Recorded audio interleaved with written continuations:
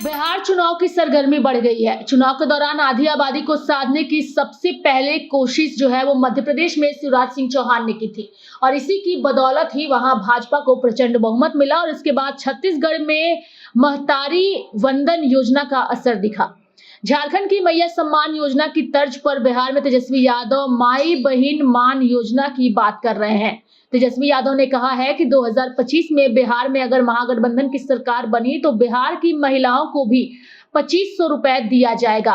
हाल ही में हुए 3 राज्यों में चुनाव में झारखंड की मैया सम्मान योजना, महाराष्ट्र की लाडली बहन योजना और मध्य प्रदेश की मुख्यमंत्री लाडली बहन योजना इन राज्यों के चुनाव में जीत हार का एक बड़ा कारण बना।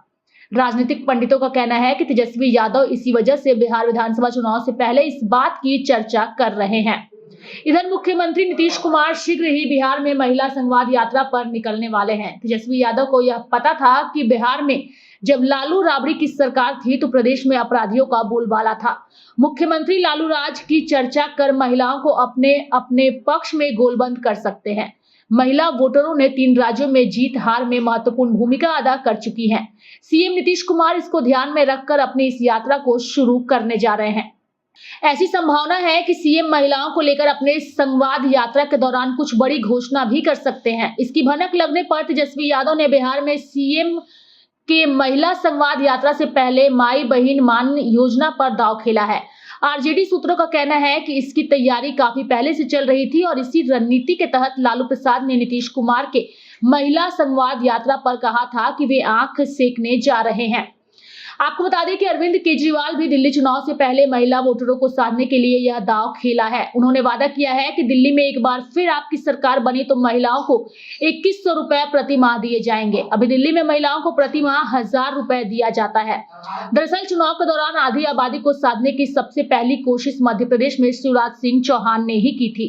इसकी बदौलत ही वहां भाजपा को प्रचंड बहुमत मिला और इसके बाद छत्तीसगढ़ में महतारी वंदन योजना का असर दिखा। अभी महाराष्ट्र में लाडली बहन योजना का असर दिख चुका है। भाजपा के इस फॉर्मेट को सबसे पहले हेमंत सोरेन ने झारखंड में अडॉप्ट किया और उन्होंने चुनाव में इसका जबरदस्त फायदा भी मिला। अब बिहार में भी इस पर आरजेडी आगे बढ़ गई है।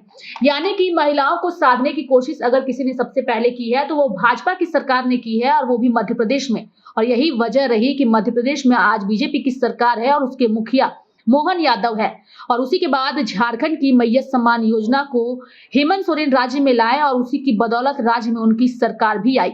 लेकिन फिलहाल यह मैया सम्मान योजना चर्चा में भी है और अब चर्चा बिहार में इस चीज को लेकर के हो रही है कि क्या नीतीश कुमार और तेजस्वी यादव महिलाओं को साधने के लिए अपनी अपनी रणनीति के तहत आगे बढ़ेंगे और उसका असर बिहार विधानसभा चुनाव पर भी देखने को मिलेगा। तो अभी तक किनकी सरकार थी भाई बताए ना, 90 का पूरा दशक याद कर ले, इन्हीं के परिवार के 2 मुख्यमंत्री थे। उस वक्त तो उनको याद नहीं आई, उस वक्त तो ना इनको माई याद आई ना बहन याद आई। उस वक्त तो इनको सिर्फ अपना माई समीकरण याद आता था जिसमें जातीयता के आधार पर और सांप्रदायिकता के आधार पर ये लोग लोगों को बांटने का काम करते थे।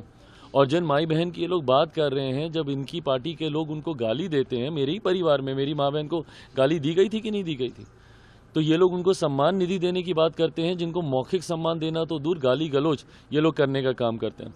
बिहार की जनता इन बातों को अच्छी तरीके से जानती है और ये उन्हीं योजनाओं की कॉपी कर रहे हैं ना जो हमारी सरकार अलग अलग राज्यों में, जो हमारी सरकार के द्वारा किया गया, एनडीए की सरकारों के द्वारा किया गया। बिहार की जनता जानती है कि जब आप सत्ता में आते हैं तो आपकी भाषा अलग होती है। आज इनको हर कदम पर इनको विशेष राज्य का दर्जा याद आता है। क्यों नहीं वो दर्जा याद आया था जब केंद्र में इनकी सरकार थी और इनके मंत्री थे? क्यों नहीं उस वक्त इन्होंने यूपीए की सरकार में मनमोहन सिंह जी से मांग की? 10 साल तक ये लोग थे ना उस सरकार के साथ, केंद्र में सरकार थी, क्यों नहीं उस वक्त इन्होंने मांग की और क्यों नहीं इन्होंने बिहार में विशेष राज्य का दर्जा दिलवा दिया? तो विपक्ष में जाएंगे तो इनकी भाषा बदलती है, सत्ता पक्ष में आएंगे तो इनकी बोली बदल जाती है और इनका यही चरित्र जो है ये बिहार की जनता समझ चुकी है, इसलिए इन पे अब विश्वास नहीं है। लालू प्रसाद जी के 15 साल को बिहार की जनता ने देखा है, किस तरह जनता को लूटने का काम किया। 950 करोड़ रुपया का चारा घोटाला किया और गरीबों के बदले, गरीब को नौकरी के बदले जमीन लिखवाने का काम लालू प्रसाद का परिवार करता है। ये बिहार की जनता जानती है। बिहार के लोग किसी भी हालत में लालू प्रसाद जी के परिवार को सत्ता नहीं देगा। लाइव इंडिया हर पल के लिए रांची से डेस्क की रिपोर्ट।